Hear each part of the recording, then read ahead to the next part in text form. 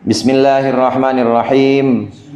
Qala al-muallif rahimahullah wa nafa'ana bihi wa bi ulumihi wa bi barakatihi fid dharain amin. Wa ammat tamaru waz zabibu waz zuru'u fa awwalu nisabiha khamsatu awsaqin. Ada di halaman 50. Hadirin sekalian, di halaman 50 pembahasan kita tentang zakat pertanian. Udah ketemu halaman 50? Tinggalan kali kitabnya.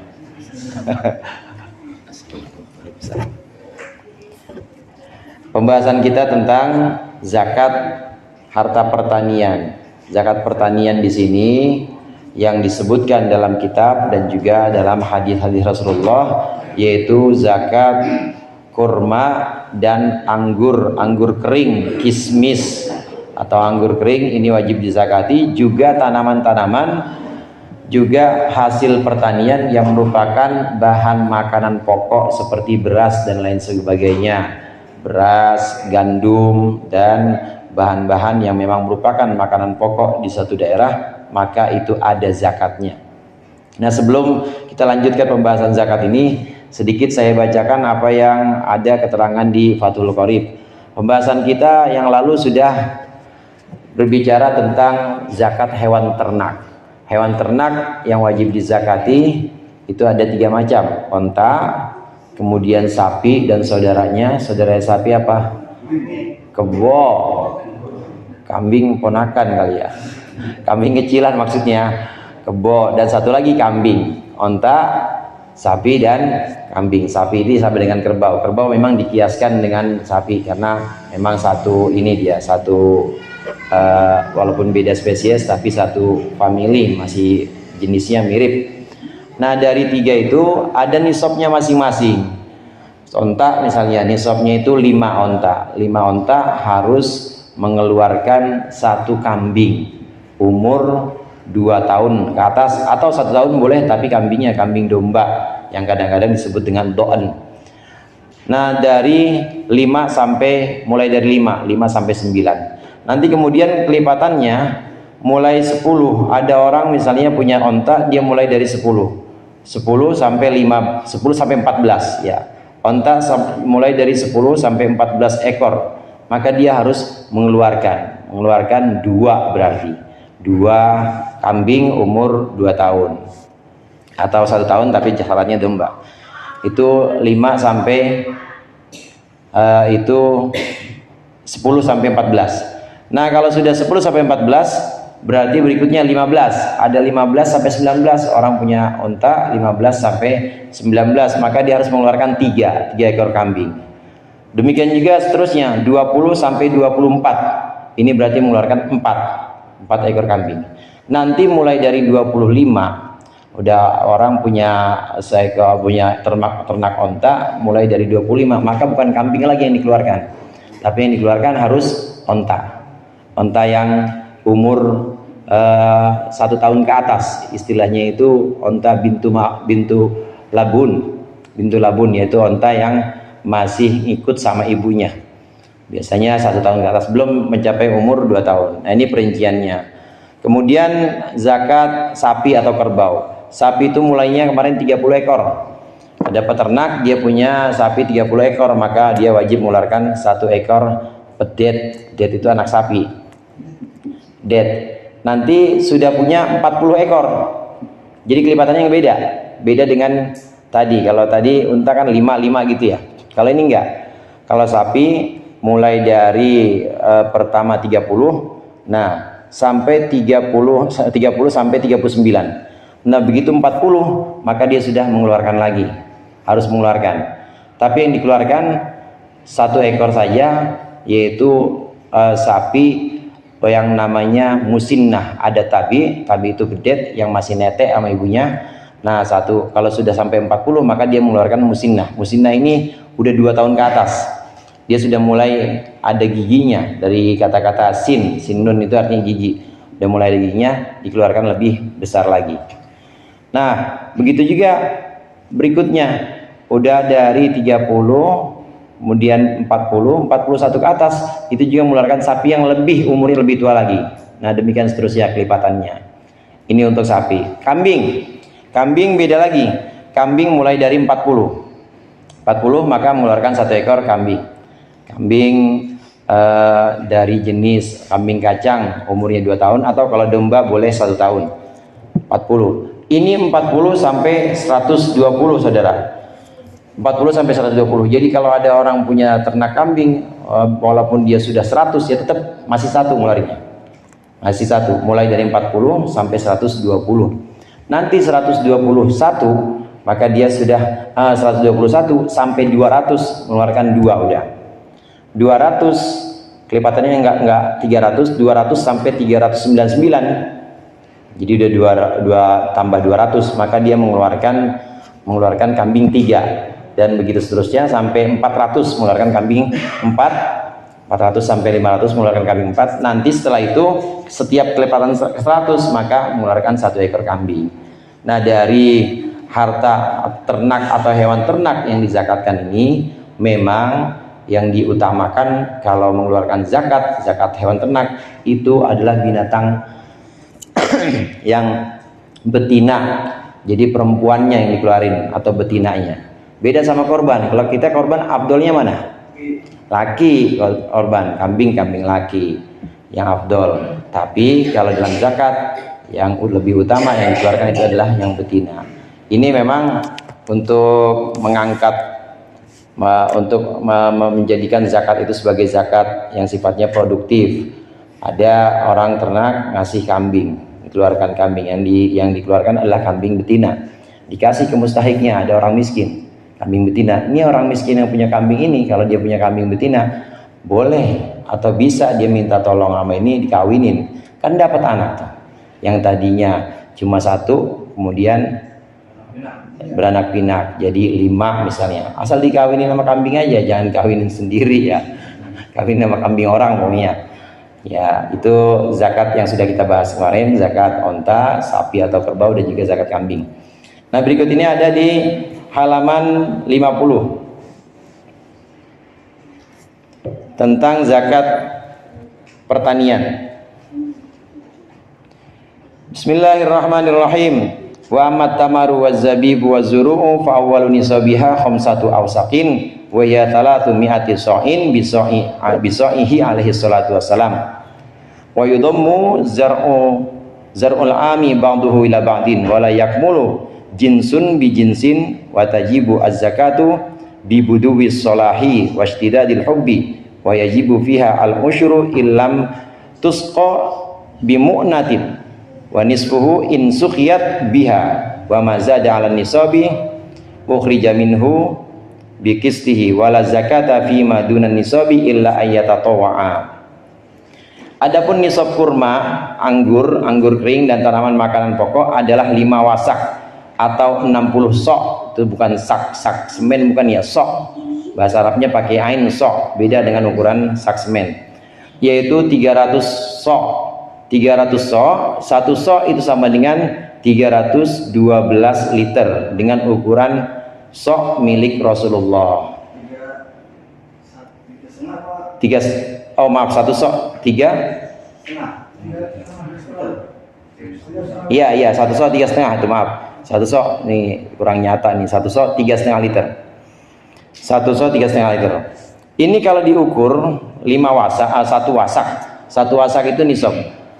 Ada seorang petani, dia panen, kemudian hasil taninya ini sudah mencapai 5 wasak. 5 wasak itu berapa? 5 wasak itu 60 sok. 60 sok itu berapa? 60 sok itu 1 soknya ya, 60 sok itu sama dengan 300, maaf, bukan 60 sok, 300 sok. 1 soknya itu sama dengan 3,5 liter. Nah, tinggal dikaliin aja tuh, 3,5 liter kali 300. Jadi berapa liter? 900 ton apa kintal? 1 ton 10 kintal. 1 ton 10 kintal. Berarti 10.000. 10.000. Nah, ukuran 5 wasak itu, ukuran 5 wasak yang tadi di sini sebutkan sama dengan 60 sok. 60 sok itu dikali yaitu 300 sok, maaf, itu ukurannya adalah 30 sok, atau satu soknya itu 3,5 liter. Ini sudah oleh Kementerian Agama dan juga oleh beberapa ulama ini sudah dikonversi ke ukuran liter. Itu kira-kira ukurannya 923 liter. Kemudian kalau dibulatkan ya kira-kira sekitar 1000 liter. Ini kalau ukurannya liter. Tapi kan kita nggak mungkin pakai liter ya. Biasanya ditimbang aja, pakainya kilogram. Nah, kalau ini menurut satu ukuran nih. Ada juga ukuran lain. Sini saya ambil ini 930 liter tadi. Ada ukuran lain. Ukuran lain ini yang pernah disebutkan diantaranya oleh Kiai Muhammad Anwar. Ini ukuran 5 wasak, yaitu nisabnya pertanian. Ini jika dia sudah mencapai berat 1125 kg, sekitar segitu, 1125 kg. Kalau 1 kintal kan 100 ya, 100 kilo. Ini 1 ton ya. Iya, 1 ton. Ini sudah mencapai 1125 kg atau 1 ton. Kalau ada seorang petani panen, kemudian dia sampai angka itu 1125 kg atau 1 ton, 125, maka dia sudah wajib mengeluarkan zakatnya. Dia termasuk wajib zakat, termasuk orang yang wajib mengeluarkan zakatnya. Jadi ukurannya 1 ton lebih 125 kilo. Itu nisab batas awal. Nah, ini hadirin harus dari harta atau harus dari tanaman yang sejenis. Kalau dia beda jenisnya tentu tidak. Misalnya itu petani dia nanam beras juga, kemudian sebelahnya dia nanam singkong misalnya, nggak bisa digabungkan tentu karena tidak sejenis. Tapi kalau beda varian digabungkan, yang satu berasnya beras perak misalnya, yang satu pulen, tetap harus digabungkan. Tinggal lihat mencapai 1 ton 125 enggak. Kalau sudah mencapai 1 ton 125, maka wajib dia mengeluarkan zakatnya karena sudah mencapai nisab. Jadi sekali lagi, nisab ini adalah batas minimal, standar di mana seseorang harus mengeluarkan zakat atau wajib mengeluarkan zakat. Standarnya itu untuk harta pertanian adalah 1 ton 125 kg. Ini yang dikeluarkan wajib hukumnya. Nah, kemudian hasil tanaman 1 tahun itu harus dikumpulkan menjadi 1. Misalnya 3 kali panen, setiap kali panen belum sampai 1 nisab, tapi jika dikumpulkan sudah mencapai 1 nisab, maka berarti dia wajib zakat. Kalau tadi saya katakan yang beda jenis nggak bisa dikumpulkan, tapi kalau beda panennya itu boleh. Karena dalam zakat pertanian tidak ada istilah haul. Haul kemarin itu ada pembahasan kita di zakat hewan ternak. Kepemilikannya kalau 40 dia sudah mulai, kambing udah punya 40, mulai dari 40 terus lewat selama setahun masih tetap 40, maka wajib zakat mulai dari 40-nya. Sapi juga gitu, 30 ekor terus tetap 30 atau bahkan nambah, wajib zakat. Jadi mulai batas nisabnya itu ada yang namanya haul selama setahun. Tapi kalau dalam harta pertanian nggak ada haul. Dalam harta pertanian begitu panen dia timbang, panen berikutnya ada lagi timbang. Kalau memang sudah mencapai nisabnya 1 ton 125 kg, maka dia wajib mengeluarkan zakat dari pertanian itu. Nah, kemudian lihat di situ, satu jenis tanaman tidak bisa untuk menyempurnakan yang lain yang berbeda. Ini yang tadi kita sempat bahas. Tanaman jagung mulai wajib dizakati jika sudah tampak membaik dan biji padi atau jagung misalnya jika sudah tampak membaik dan biji sudah keras. Maksudnya seperti ini. Yang dimaksud wajib zakat dengan ukuran nisab tadi 5 wasak atau 1 ton 125 kilo. Ini kalau ketika panen dia petik dalam keadaan matang maksudnya. Kalau tidak dalam keadaan matang, masih dalam keadaan pentil misalnya, nggak wajib. Ada orang korma, petani korma misalnya, atau petani anggur, dia petik semuanya itu belum dalam keadaan yang layak dimakan, tapi emang ada yang mau beli, meskipun itu sudah sampai nisab 1 ton 125 kg, maka dia nggak kena zakat karena memang belum layak untuk dipetik atau belum layak untuk dimakan. Biasanya kayak begitu kan, disimpan dulu, simpen nanti diolah baru. Dia baru terkena kewajiban zakat apabila sudah mencapai kelayakan, yaitu sudah matang maksudnya di sini. Sedangkan zakat tanaman adalah 1/10 bila tanaman tersebut disiram dengan air tanpa biaya maksudnya, dan bila disiram dengan biaya maka zakatnya 1/20.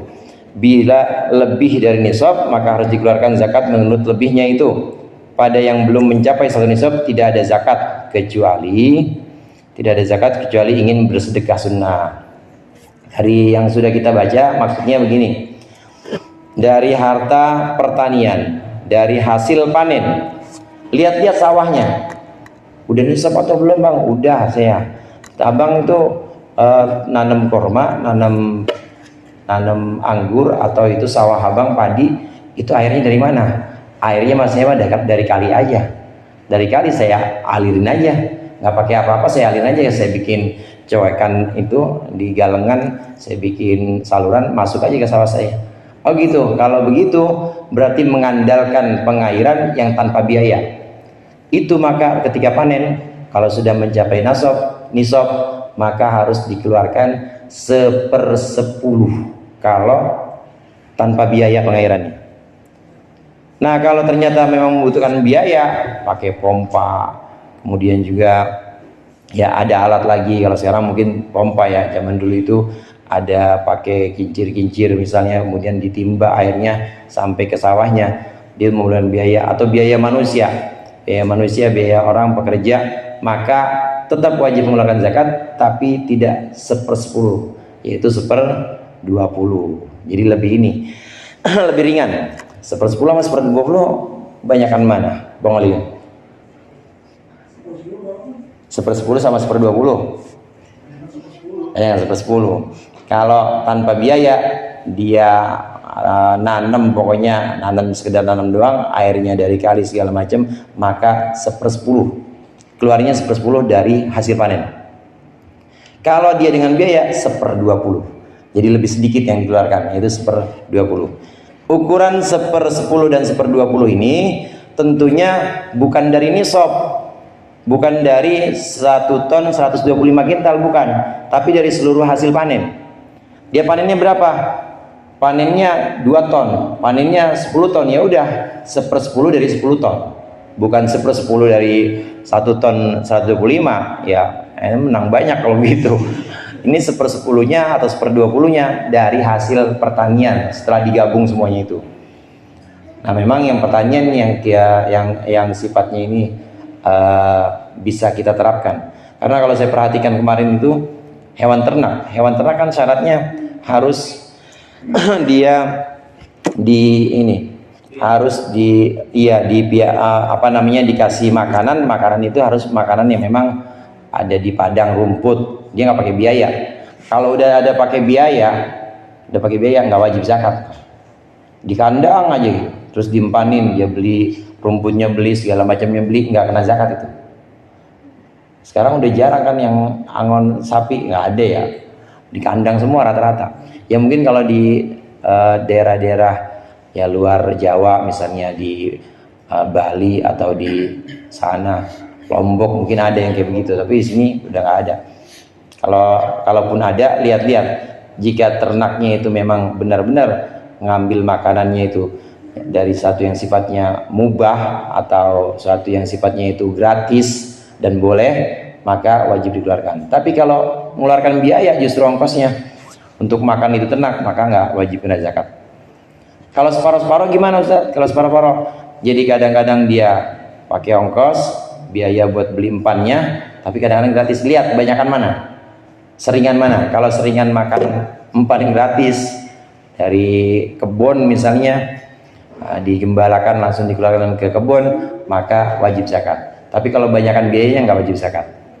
Saya katakan tadi, pertanian ini yang sifatnya bisa kita terapkan, karena kebanyakan pertanian itu kalau nggak mengeluarkan biaya, dia pasti tak ada hujan. Jadi mengandalkan hujan atau mengandalkan pengairan yang ada di kali sekitarnya itu. Ini zakat pertanian, mencakup korma, kemudian anggur, dan juga makanan-makanan pokok. Yang berikutnya zakat emas perak. Wa amma dzahabu fa nisabuhu 20 mithqalan wal fiddatu 100 dirhamin wa yajibu fihi ma rubu'ul usyur wa ma zada fa bi hisabihi wa la budda fihi ma minal hauli illa ma hasala min ma'danin aw rikazin fayukhrijuha halan wa fir rikazi al khumusu. Nah, tambahan sedikit yang tadi di hewan, di harta pertanian, dan juga ini berlaku untuk semua harta yang memang wajib dizakati.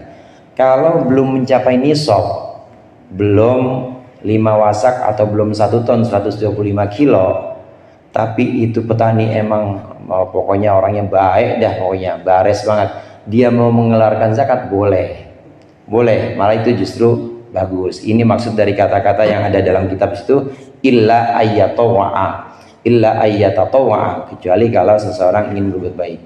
Karena dalam fikih itu, hadirin, standar yang ditetapkan itu ada standar yang paling ringan. Kita sholat wajib sehari berapa rakaat? 17, itu standar aja itu. Nah, kalau mau sunnah tambahin lagi, duhanya 8 rakaat.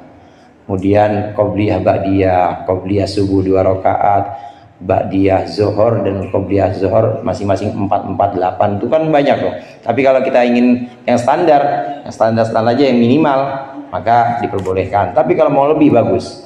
Begitu juga standar tadi, minimal wajib zakat itu memang 1 ton 125. Tapi kalau ada orang ingin mengeluarkan, padahal dia baru punya 500 kintal panennya, mau mengeluarkan, boleh, dan itu bagus juga.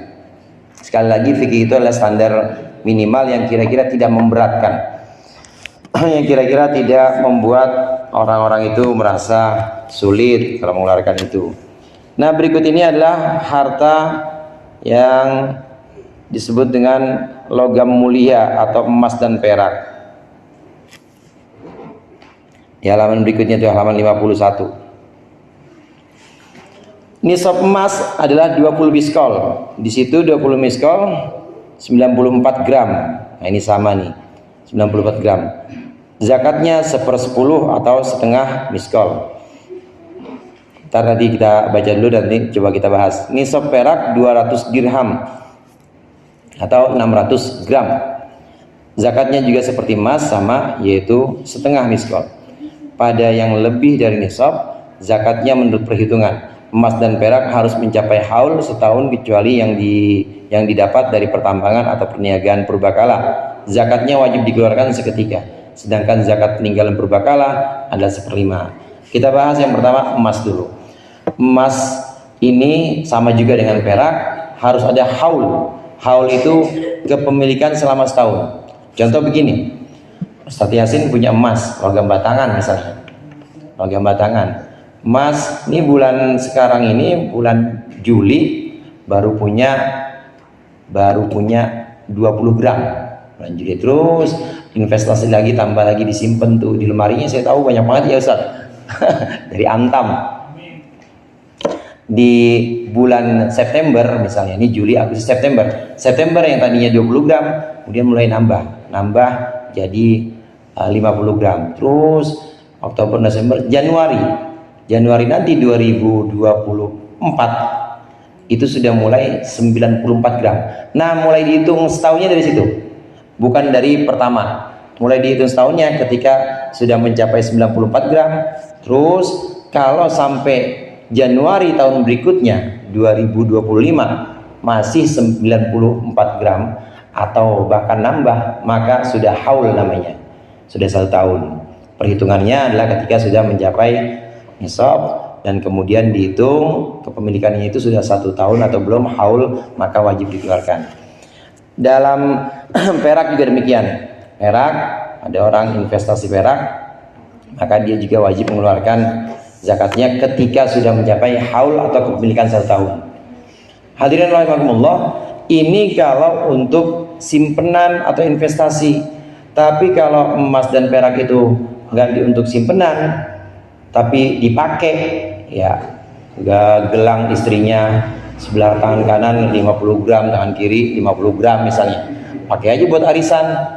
Atau di rumah perak juga, ya teralis dari perak misalnya, terus penggorengan perak juga misalnya. Kalau udah seperti itu dipakai peralatan nggak kena kewajiban untuk zakat, karena dipakai untuk peralatan, dipakai untuk perhiasan. Nah kalau yang sifatnya disimpan, inilah simpanan ini yang nanti wajib dikeluarkan zakatnya kalau sudah mencapai nisab 94 gram kalau emas, dan kalau perak itu 200 dirham. 200 dirham itu sama dengan 624 gram, ya 624 gram. Jadi beda, kalau emas 94 gram, kalau perak 624 gram. Kalau sudah sampai 624 gram orang punya perak buat simpenan misalnya, maka dia wajib dikeluarkan. Sudah haul juga, sudah 1 tahun, maka dia wajib mengeluarkan. Berapa yang dikeluarkan? Yang dikeluarkannya yaitu rubu'ul usyur. Rubu'ul usyur di situ apa artinya?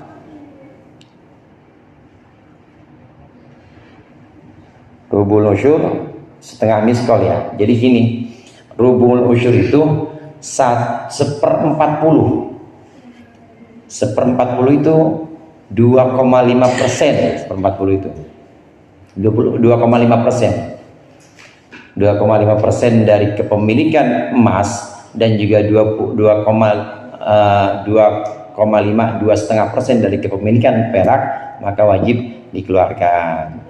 Haji Romli misalnya punya peraknya itu sudah 1000 gram misalnya, sudah 1000 gram, maka dikeluarkan 2,5%-nya, yaitu 2,5% dari 1000 gram, bukan 2,5% dari nisab, bukan 2,5% dari 624 gram perak, bukan. Emas juga demikian. Ada orang punya simpenan investasi emas sudah mencapai 200 gram, nisab emas tadi 94, sudah sampai 200 gram, maka dikeluarkan 2,5%. 2,5% dari 200 gram, bukan 2,5% dari 94. Singkatnya, jadi 2,5% dari kepemilikan emas atau perak itu. Nah, gimana kalau emasnya bukan emas murni? Nggak wajib. Sampai sepuhannya itu atau sampai kadar emasnya itu kalau digabungkan memang sudah mencapai nisab. Kita punya emas, atau kita punya kita punya satu simpenan, tapi emang emasnya itu cuma ininya aja, cuma bagian-bagian tertentu atau cuma lapisannya aja emas. Di situ ada sertifikatnya segala. Oh, ini emasnya, kadar emasnya ini 10 gram. Tapi kalau ditimbang itu padahal udah 50 gram, ditambah yang lain 50 gram lagi.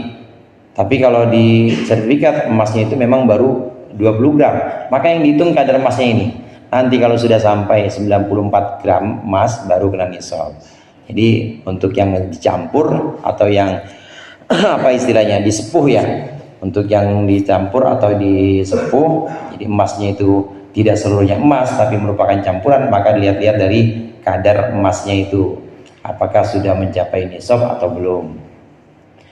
Ada zakat emas, ada zakat perak yang merupakan milik seseorang. Kepemilikannya selama setahun sudah mencapai nisab yang tadi disebutkan, 94 gram untuk emas atau 624 gram untuk perak, maka dia wajib membayar zakat kalau sudah setahun. Nah, bagaimana dengan harta pertambangan? Sebutannya di sini ma'dan. Ma'dan, kalau saya lebih suka baca ma'din bukan ma'dan, karena memang dijelaskan oleh Syekh Nawawi Banten ma'din. Ma'din ini dari kata udun. Udun itu artinya menetap di bawah tanah. Hasilnya asalnya itu harta, asalnya itu emas atau perak memang dari bawah perut bumi, tambang lah kalau kita sebut.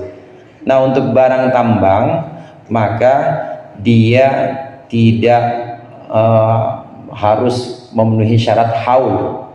Nggak ada barang tambang kudu setahun dulu nih saya tambang, nggak. Begitu dia mendapat hasil tambang dan sudah mencapai nisab emas 94 atau perak 624 gram, maka seketika itu juga wajib dikeluarkan, nggak harus nunggu. Ntar Ustadz tunggu setahun dulu, enggak. Kalau yang simpenan ya, tapi kalau barang tambang langsung. Begitu sudah mencapai nisab hasil tambangnya emas atau perak, maka dia wajib mengeluarkan zakatnya, nggak nunggu setahun. Dan ini hadirin cuma emas, tambang emas dan perak aja. Tambang yang lain enggak, tambang minyak misalnya enggak, apalagi batu bara enggak juga, tembaga juga enggak kena juga. Pokoknya cuma dua itu aja, emas dan perak aja yang kena zakat, namanya ma'din atau pertambangan.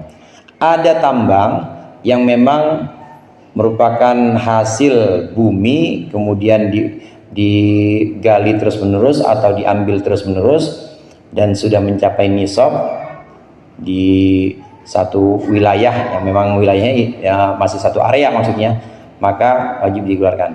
Kalau tidak satu area maka tidak. Contoh begini misalnya, ada orang di belakang rumahnya itu ada kali. Nah kalinya itu kalau disaring itu ada biji emasnya tuh kali. Terus dia pindah ke kali yang beda, dapat emas lagi. Nah kalau wilayah yang beda seperti ini maka dihitungnya satu-satu. Lihat yang di belakang rumah dia, kalau hasilnya itu sudah mencapai nisab wajib. Tapi kalau belum, meskipun dia 50 gram misalnya, pindah ke kali lain 50 gram lagi, nggak kena nisab karena udah beda tempat. Untuk barang tambang itu satu area, di area yang dekat situ kalau sudah mencapai nisab. Tapi kalau sudah berbeda areanya maka dihitungnya masing-masing, ada nggak sampai nisab atau enggak. Ini yang namanya ma'din atau barang tambang. Nah ada lagi yang juga merupakan barang yang diambil dari bawah bumi tapi bukan barang tambang, namanya rikas. Rikas itu harta karun dah kalau kita, harta yang memang merupakan peninggalan orang-orang sebelum kita. Yang punya nggak ketahuan siapa. Kalau yang punya ketahuan ya harus dikembalikan kepada yang punya. Namanya bukan rikas tapi lukotoh, gitu, barang temuan. Kalau ini memang yang punya nggak ketahuan. Pokoknya itu barang udah ratusan tahun di bawah tanah, ada di kolong tempat tidur kita di rumah misalnya gitu. Nggak tahu punya siapa. Begitu kita gali dapat. Nah ini yang disebut dengan rikas, yaitu harta karun kita sebutnya. Rikas atau harta temuan, harta karun, yaitu peninggalan orang dulu, ini wajib dikeluarkan zakatnya kalau berupa emas dan perak, dan wajib dikeluarkan zakatnya juga kalau mencapai nisab. Kalau sudah mencapai nisab 94 gram emas atau 624 gram perak. Kalau cuma nemu kita gali, tahu-tahu ini kayaknya emas nih dari zaman Majapahit misalnya, kalau cuma 2 gram nggak, udah pakai aja buat ente, nggak usah dizakatin. Kalau udah mencapai nisab baru wajib dizakatkan. Ini Amerika.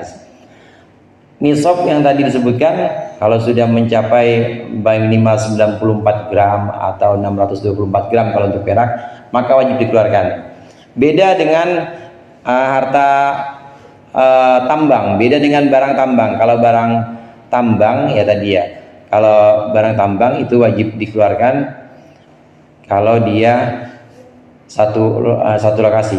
Perbedaannya begini saudara, bedanya dalam barang tambang itu 2,5%. Tapi kalau dalam harta karun atau harta yang ditemukan dari dalam tanah bukan 2,5%, tapi 1/5. Al-khumus itu 1/5. Kalau 2,5% kan 1/40. Nah kalau ini 1/5 atau al-khumus. Ada orang di belakang rumahnya, dia gali lagi pengen bikin speed tank, ternyata ada emas jumlahnya 300 gram misalnya, emas batangan 300 gram, maka dia wajib mengeluarkan bukan 2,5% dari 300 gram tapi 1/5. Jadi lebih gede apa lebih kecil tuh, lebih banyak atau lebih dikit tuh? lebih banyak, ya orang gratisan, ya gratisan maka harus dikeluarkan lebih banyak 1/5-nya. Kalau tadi kan kepemilikan emang dia lagi nabung, dia investasi, emang ada usahanya. Kalau ini enggak, dia secara gratis dapat dari belakang rumahnya harta karun, maka harus dikeluarkan 1/5-nya. Ini yang namanya rikas atau harta temuan. Zaman dulu sering terjadi, mungkin kalau sekarang udah jarang ya temuan-temuan seperti itu. Maka harus dikeluarkan 1/5-nya dan diserahkan kepada mustahik. Itu saja mungkin pada kesempatan kali ini. Insyaallah kita lanjutkan pertemuan yang akan datang. Allahul muwaffiq ila aqwamit thoriq. Assalamualaikum warahmatullahi wabarakatuh.